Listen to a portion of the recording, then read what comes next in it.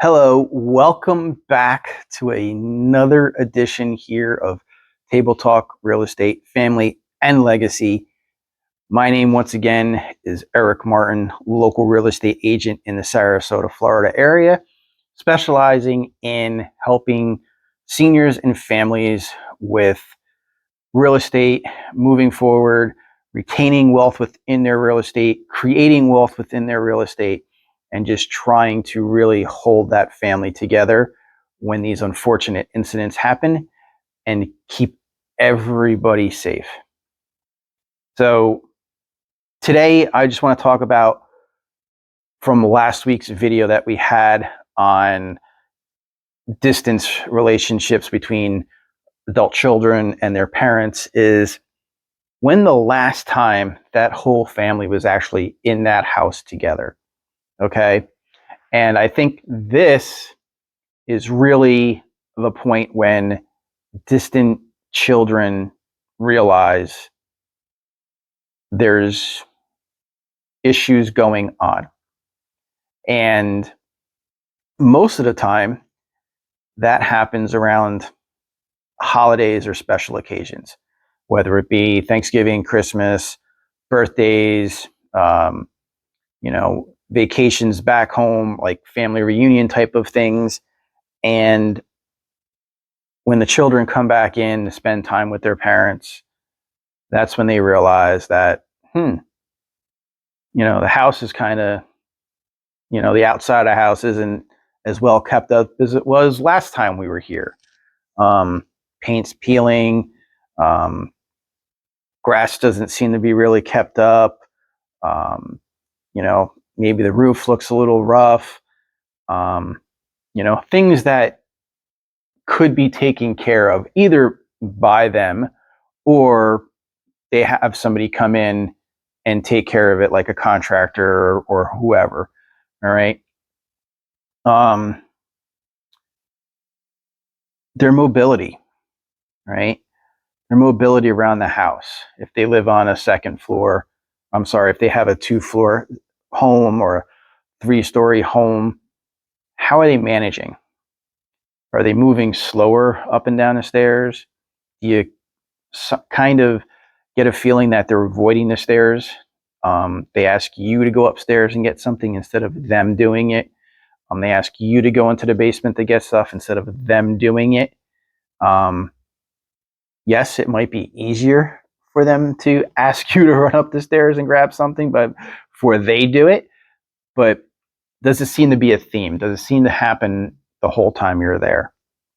Do they ask you to do certain things around the house? In other words, oh, so glad you're here. We needed help doing this, or we needed help doing that. And you can tell that it's something that's been a while.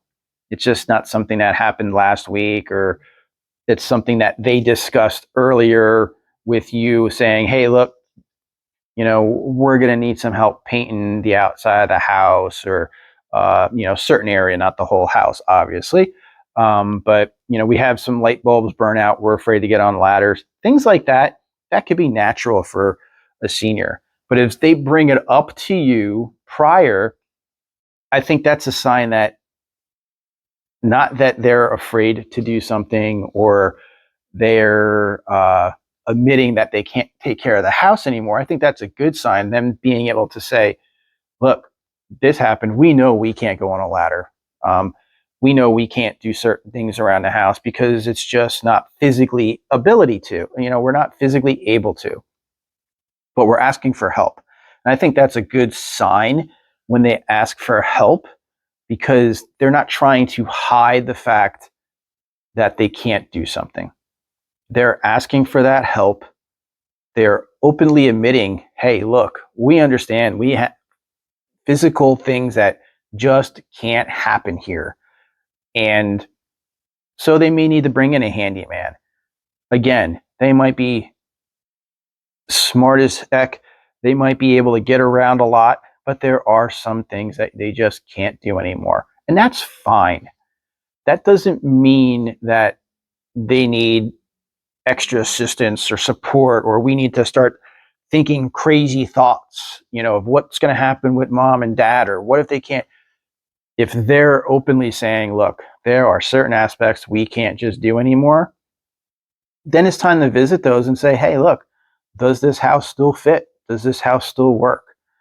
Then it might be time to visit, maybe putting them in a ranch style home. Um, Maybe a single family home isn't the best spot for them.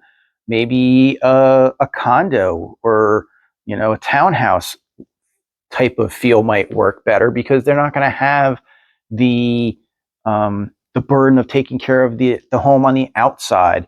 They're not going to have to worry about landscaping, and if it snows, if you're in a snowy area, and the whole roof and windows and everything. Like, they just have to worry about the inside in a condo scenario. Maybe even if they're to that point, independent living, where they are around other people that think and like them. Um, so the questions are really are they still able to manage? If they are, let them be. Let them enjoy their life.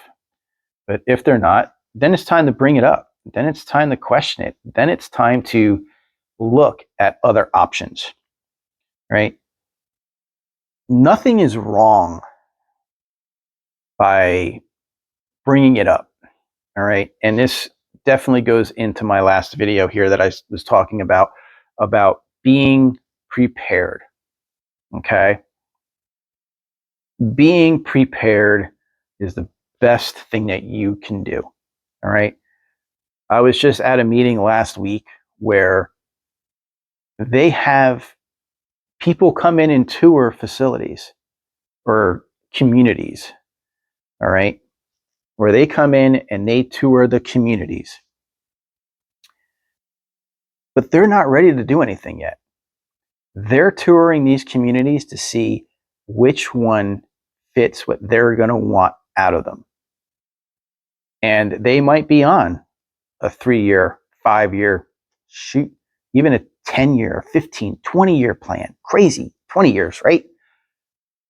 But they know when they apply for these communities to get in certain 1-bedroom, 2-bedroom, whatever they have, it's going to be where they want to be.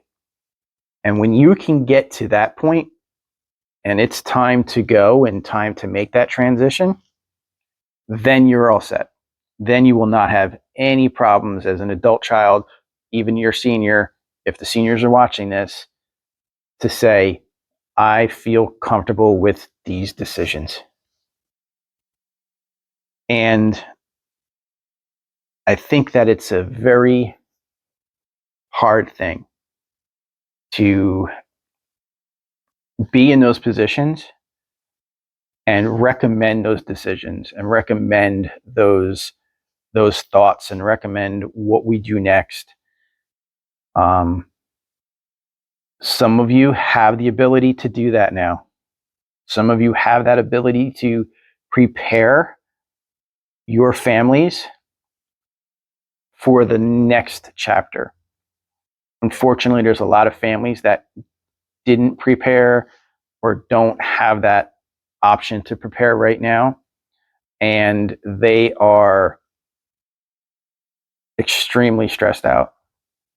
They are extremely depressed in certain situations.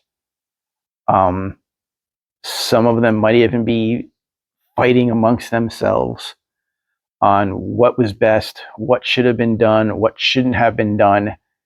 And as I said earlier, I am trying to come in as the advisor, as the role of trying to help these families like yourself retain some of the wealth within the real estate, create some wealth in real estate, but also to help protect the family stay together and not get into a position to where one thinks this, one thinks that. You need everybody on the same page. And when everybody becomes on the same page, that is when life and what the next chapter looks like is easy, stress-free, and everybody gets what they need and wants out of it and can continue living their life the way it was meant to be lived, I think that alone is worth a 5-minute talk about what the next steps should be. Well, once again, I really hope you got something out of these videos. If you've been in any of those situations, please comment below and tell us how you navigated that situation. If you like these videos, click subscribe, and we will see you next week on the next one.